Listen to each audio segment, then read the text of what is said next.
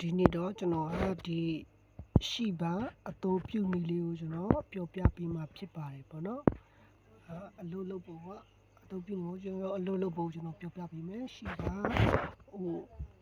ဆိုတော့ကျွန်တော်တက်ပြူကျွန်တော်ပထမဆုံးတက်ပြူလေးတစ်ခုကျွန်တော်ထည့်လိုက်မယ်25လောက်ကျွန်တော်ထည့်လိုက်မယ်ပြီးကျွန်တော်ဒီရှိပါလေးကျွန်တော်ထည့်လိုက်မယ်ရှိပါဆိုတာဘယ်မှာလှုပ်တယ်ဆိုတော့ကျွန်တော်တချင်းတွေဖွေးတဲ့အခါမှာတချင်းစုပ်ဝဲလုပ်တဲ့အခါမှာအသုံးပြုတာများတယ်ပေါ့နော်ဒီရှိပါဘယ်နေရာမှာဘယ်လိုနေရာမှာလဲဆိုတော့ကျွန်တော်ချက်ပြပေးမယ်ဒါစီဒါတချင်းလေးကျွန်တော်ချင်းဝဲလိုက်မယ်ဆိုတော့ဒီရှိပါ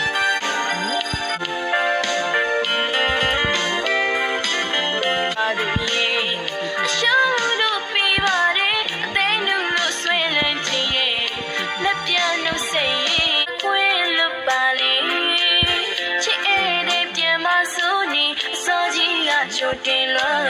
နေရှင်နေမှာဖြစ်ဖို့ခဲနေတန်ရောစီချိုးလေးအိမ်မှာဖြစ်ဖို့ခဲနေတန်ရောစီချိုးလေးအများဆုံးအသုံးပြုတဲ့ဒီရှိပါကိုဒီ music software တွေလုပ်တဲ့အခါမှာအများဆုံးအသုံးပြုဒီရှိပါကိုကျွန်တော်ဆွဲလိုက်တဲ့အခါမှာကဏ္ဍတွေပေါ်ကျွန်တော်တို့တစ်ချက်လုပ်ကြည့်ပေးမယ်ပေါ့နော်လုပ်ပြပေးမယ်ပေါ့နောက်ပိုင်းmusic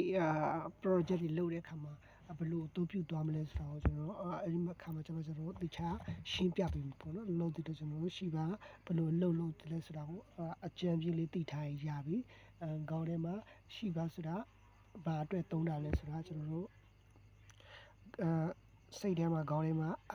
ထည့်ထားရပြီပေါ့နော်ကျွန်တော်တို့ event တွေကျွန်တော်တို့ဝင်မယ်ပြီးဒီကောင်လေးနော် project change လေးကိုကျွန်တော်နှိပ်မယ်ပြီးကျွန်တော်ဒီ tab view တွေကိုကျွန်တော်တို့ဝင်မယ်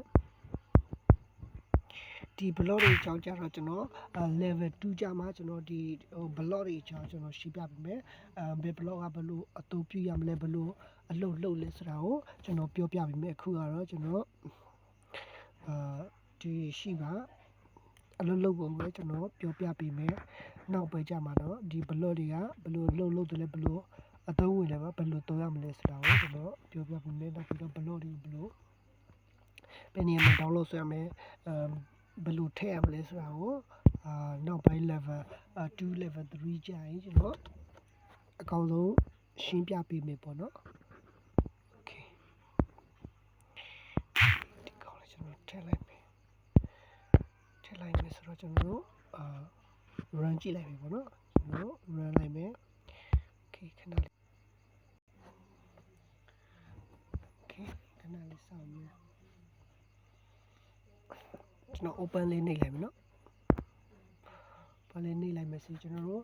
ဒီရှိပါကိုကျွန်တော်တို့ဆွဲလိုက်တာနဲ့ကျွန်တော်တို့ဒီရှိပါကိုကျွန်တော်ဆွဲလိုက်တာနဲ့ tab view ဆိုတဲ့နေရာမှာကျွန်တော်တို့ကဏ္ဍတွေတိုးလာတာကိုကျွန်တော်တွေ့ရမယ်ဆိုတော့ကျွန်တော်ဟုတ်တကယ်ဟုတ်မဟုတ်ကျွန်တော်စပြပေးရဒီမှာစီဒီမှာကဏ္ဍတွေတိုးလာတာကိုကျွန်တော်